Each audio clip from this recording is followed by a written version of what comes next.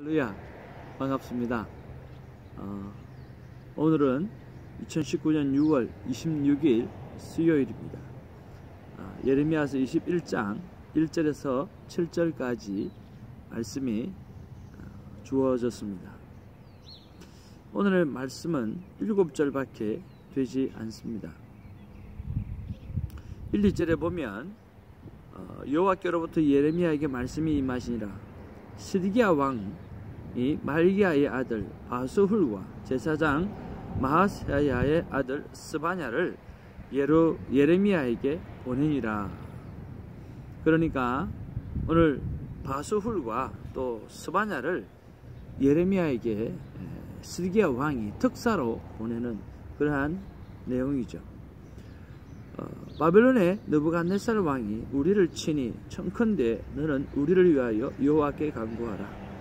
여호와께서 혹시 그의 모든 기적으로 우리를 도와 행하시면 그가 우리를 떠나리라 하니. 그러니까 바벨론의 느부갓네살 왕이 우리를 치러 왔다라고 하는 거죠. 그래서 오늘 예레미야 선지자가 너가 오늘 중보 기도를 해주면 오늘 그들이 떠나가지 않겠는가 라고 하는 것들이죠. 그래서 부탁을 하는 그런 내용이죠. 중보 기도를 부탁합니다. 그리고 3절 4절에 보면 시드기야의 왕에게 심판을 선고하는 그런 내용이 나옵니다. 예레미야가 그들에게 대답하되 너희는 시드기야에게 이같이 말하라. 이스라엘의 하나님 여호와께서 이와 같이 말씀하시되 보라, 너희가 성 밖에서 바벨론의 왕과 또 너희를 애워싼 갈대아인과 싸우는 데 쓰는 너희 손의 무기를 내가 뒤로 돌릴 것이요 그것들을 이 성 가운데로 모아 들이러라. 내가 든 손과 강한 팔 곧 진노와 분노와 대노로 친히 너희를 칠 것이며 내가 또 사람이나 짐승이나 이 성에 있는 것을 다 치리니 그들이 큰 전염병에 죽으리라 하셨다 하라. 여호와의 말씀이니라. 그 후에 내가 유다야의 왕 시드기야와 그의 신하들과 백성과 및 이 성읍에서 전염병과 칼과 기근에서 남은 자를 바벨론의 느부갓네살 왕의 손과 그들의 원수의 손과 그들의 생명을 찾는 자들의 손에 넘기리니 그가 칼날로 그들을 치되 측은히 여기지 아니하며 긍휼히 여기지 아니하며 불쌍히 여기지 아니하리라 하셨느니라. 그러니까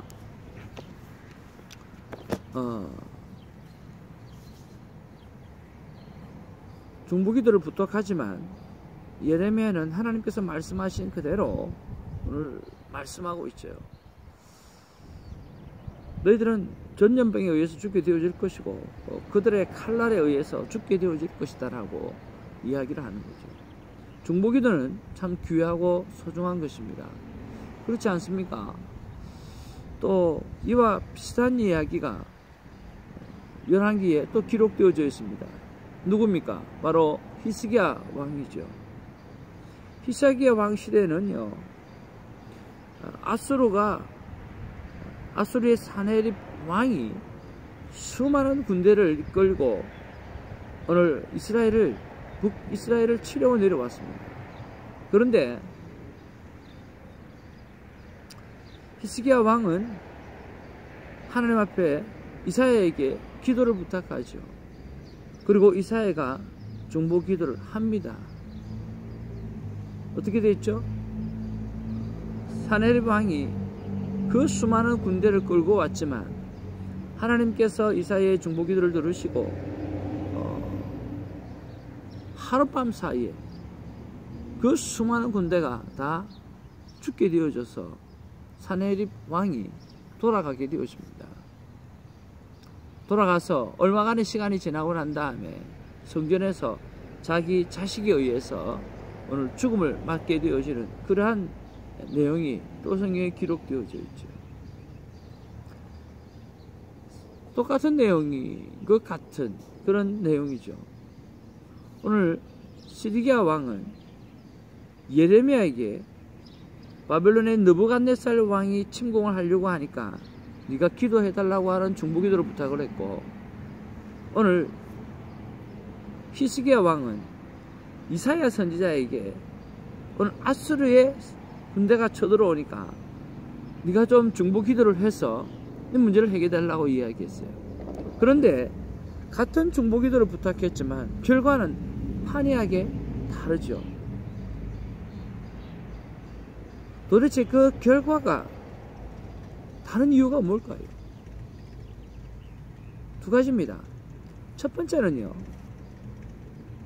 시대 상황이 다르다라고 하는 거죠. 아직 히스기야 왕 시대는요, 죄악이 그만큼 멸망할 만큼 죄악이 그만큼 심하지는 않았어요. 그런데 이 시드기야 왕 때는 하나님 앞에 불순종하고 인신제사 드리고 오늘 그런 죄악이 너무 관영해서 심판의 끝까지 왔다라고 하는 거죠. 그것이 첫 번째고, 두 번째는 뭐냐고 하면 시드기야 왕의 삶이에요. 그리고 히스기야 왕의 삶이 달랐어요. 시드기야는 악을 행하기를 그렇게 즐겨 행했다라고 하는 거죠. 하나님 앞에 득죄해서 하나님 앞에 죄를 범하는 일에 찾아서 행하는 그런 일을 히스기야 왕은 했어요. 그러나 히스기야 왕은 하나님 앞에 겸손했고 겸비했고 하나님 앞에서 무릎을 꿇을 줄 아는 그런 왕이었다라고 하는 거죠. 우리는 기도를 했다라고 하는 것이 중요한 것이 아니라 오늘 기도하는 자의 삶이 어땠는가라고 하는 것이 더 중요하다라고 하는 것이 오늘 본문의 메시지라고 믿습니다. 오늘 우리가 하나님 앞에 새벽을 기도를 드려요. 하나님 앞에 예배를 드려요. 하나님 앞에서 우리는 종교적 행위를 해요. 그런데 그 종교적 행위를 하면 결과가 다 똑같은 것은 아니라니까요. 오늘 종교적 행위 그 뒤에 오늘 삶이 받쳐주어야 된다라고 하는 사실, 바로 이것이 나는 기도를 하면서 나는 예배를 드리면서 나의 삶은 어땠는가라고 하는 일에 대해서 오늘 깊게 한번 묵상해보는 그런 아름다운 시간, 아름다운 하루가 되기를 주님의 이름으로 축복을 드립니다. 여러분, 성경에 보니까 가인의 제사는 하나님 받지 않으셨어요. 그러나 아벨과 아벨의 제사는 받으셨어요. 같은 제사를 드리는 거예요. 어떤 분들은 제사의 예물이 첫 소산이냐 아니냐 뭐 그런 것 이야기하시는 분도 있는데, 그거보다 더 중요한 사실이 있어요. 뭐냐고 하면 과라고 하는 것입니다. 가인의 예물은 받지 않았어요. 그 말은 무슨 말입니까? 가인의 삶을 사는 가인의 삶과 그의 제사를 하나님 받지 않으셨다는 거예요. 네? 하나님은요, 삶을 받으시는 거예요. 예배라고 하는 종교적 형식만 받는 것이 아니라 삶을 받으시는데 그 삶이 하나님 앞에 신실해야 된다는 거죠. 하나님은 아벨의 제사는 받으셨어요. 아벨의 삶을 받으신 거죠. 우리가 하나님 앞에서 늘 떳떳할 수는 없어요. 그러나 중요한 것은 하나님 앞에 겸손해야 된다는 거죠.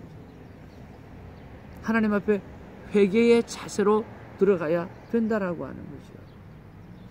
하나님 앞에서 무릎을 꿇는 자세가 필요하다라고 하는 거죠. 오늘 하나님은 똑같은 중보기도를 부탁을 해도 오늘 결과가 달랐던 것처럼, 똑같은 예배를 들어도 오늘 결과가 달랐던 것처럼, 하나님은 삶이 포함된 기도, 삶이 포함된 예배, 삶이 함께 따라가는 종교적 행위를 하나님은 정말 원하고 있다라고 하는 사실을 생각하면서, 혹시 내 안에 삶과 상관없는 종교적인 행위로 통해서 복이 주어질 것이다, 축복이 주어질 것이다, 심지어는 천국이 주어질 것이다 라고 생각하며 살아가는 신앙적인 모습이 없는지를 깊게 한번 생각해보는 우리가 되기를 주님의 이름으로 축복을 드립니다. 할렐루야.